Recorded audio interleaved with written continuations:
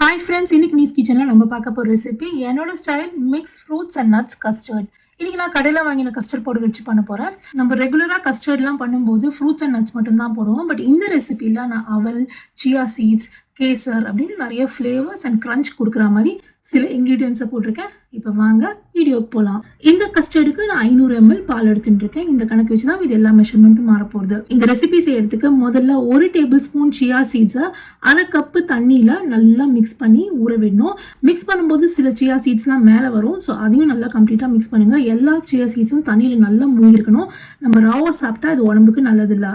So அதுக்கு mix பண்ணி ஒரு 5 minutes கழிச்சு வெயிட் பண்ணிங்கன்னா சிலது மேலே ஃப்ளோட் ஆகும். அந்த ஃப்ளோட் ஆனது திருப்பி ஒரு வாட்டி நல்லா மிக்ஸ் பண்ணிட்டோம்னா எல்லாமே உள்ள இம்மர்ஸ் ஆகிடும். 2 hours இது கம்ப்ளீட்டாக என்லார்ஜ் ஆகிடும். ஸோ அதனால் இது பண்ணிவிட்டு ஒரு சைடில் வச்சுடுங்க. அடுத்து இந்த ரெசிபிக்கு தேவையான நட்ஸ் அண்ட் சீட்ஸை ரெடி பண்ணிக்க போகிறோம். நான் இன்றைக்கி 2 டேபிள் ஸ்பூன் பம்கின் சீட்ஸை இந்த மாதிரி ட்ரை ரோஸ்ட் பண்ணி வச்சுட்டுருக்கேன். அதோட சேர்த்து ஒரு 5 வால்நட்டை இதில் உடச்சி சேர்த்துட்டுருக்கேன். வால்நட்ஸை பம்கின் சீட்ஸ் ரோஸ்ட் பண்ணதுக்கப்புறம் கடைசியாக போட்டு ஒரே ஒரு பெரட்டுனா போகிறோம். உங்களுக்கு எந்த நட்ஸ் அண்ட் சீட்ஸ் வேணாலும் சூஸ் பண்ணிக்கோங்க. நான் இன்றைக்கி இது 2 யூஸ் பண்ணியிருக்கேன். அடுத்து இந்த ரெசிபிக்கு 2 டேபிள் ஸ்பூன் கெட்டி அவல் எடுத்துட்டுருக்கோம். கெட்டி அவல் தான் அதுக்கு பர்ஃபெக்டாக இருக்கும். சில பேர் தின் அவல் எடுத்துப்பாங்க, அது இது பர்ஃபெக்டாக இருக்காது. ஸோ 2 டேபிள் ஸ்பூன் கெட்டி அவலுக்கு 1 டீஸ்பூன் நெய்யை சேர்த்து நல்லா கிறிஸ்பியாக வரைச்சிக்கோங்க. கிட்டத்தட்ட பொரிக்கிற மாதிரி இருக்கணும். பொரிச்சு நீங்கள் அப்படியே நறுக்குன்னு சாப்பிட்ற மாதிரி இருக்கணும் தான் கணக்கு. இதை பொரிச்சு தனியாக எடுத்து வச்சுக்கோங்க. இப்போ நம்ம கஸ்டர்ட் பண்ண ஆரம்பிக்கலாம். இன்றைக்கி நான் butterscotch flavoured readymade custard powder use பண்ணுறேன். உங்களுக்கு பட்டர்ஸ்காட்ச் கிடைக்கலன்னா வெனிலா யூஸ் பண்ணுங்கள். இன்றைக்கி நம்ம பண்ண போகிற ஃப்ளேவர் காம்பினேஷன்ஸ்க்கு பட்டர்ஸ்காட்ச் தான் நல்லாயிருக்கும்.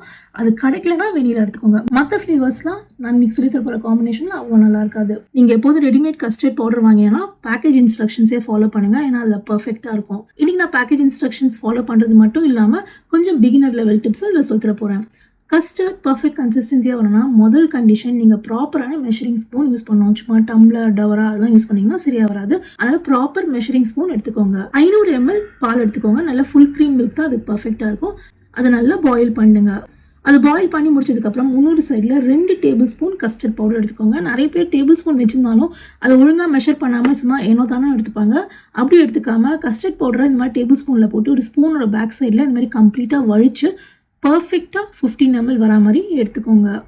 இப்போ நான் 2 டேபிள் ஸ்பூன் கஸ்டர்ட் பவுடரை இந்த மாதிரி ஒரு பவுலில் போட்டுட்டேன். கரெக்டாக காய்ச்சின பால்லேருந்து நான் 125 ml எடுத்துட்டுருக்கேன். ஏன்னா பேக்கேஜ் இன்ஸ்ட்ரக்ஷனில் அப்படி தான் சொல்கிறது. ஸோ அதே மாதிரி தான் ஃபாலோ பண்ணுறேன்.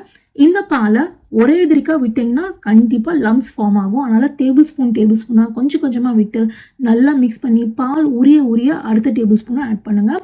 சுமாராக ஒரு பாதி கப்பு தாண்டினதுக்கப்புறம் பால்லாம் நல்லா உறிஞ்சிடும். இது பேஸ்ட்லேருந்து லிக்விடாக மாறணும். அந்த ஸ்டேஜில் மீதி எல்லா மில்க்கையும் விட்டுடுங்க.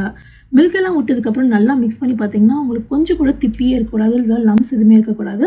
இப்போ ஸ்பூனில் பாருங்கள்.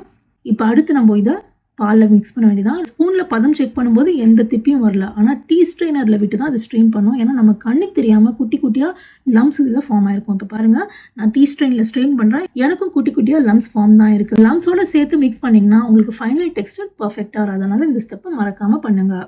இப்போ இதை போட்டதுக்கப்புறம் நம்ம இதில் 1/4 கப்பு சர்க்கரை சேர்க்குறோம். இந்த மெஷர்மெண்ட்ஸ்க்கு 1/4 கப்பு அவங்க கொடுத்துருந்தாங்க. ஆனால் நான் 1/4 கப்பு சேர்க்குறேன்.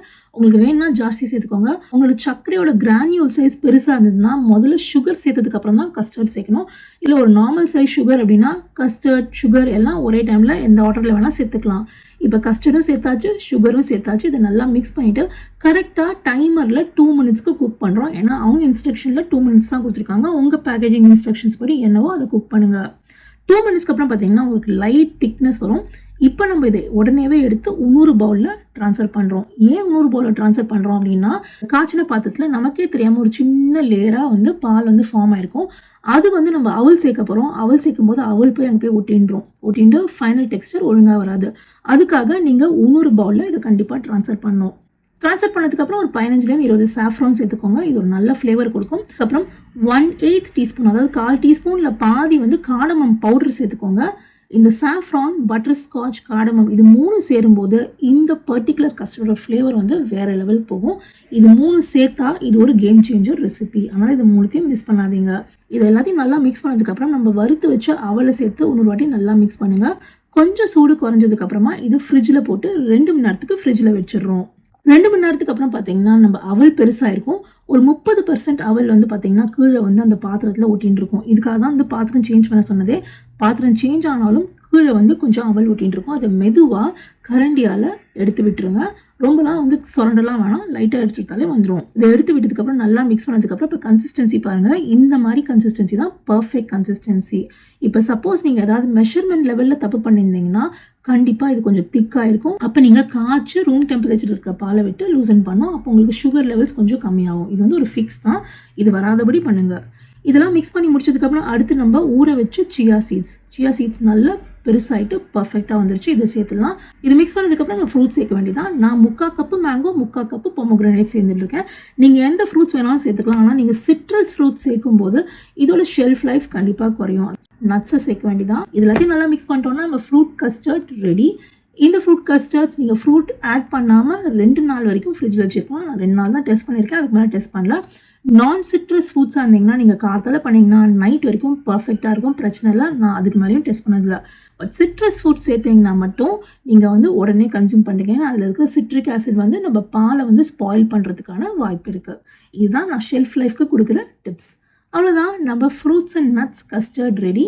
செஞ்சு பார்த்தீங்கன்னா கமெண்ட் செக்ஷனில் சொல்லுங்கள். உங்களை சீக்கிரம் இன்னொரு வீடியோவில் சந்திக்கிறேன். See you soon.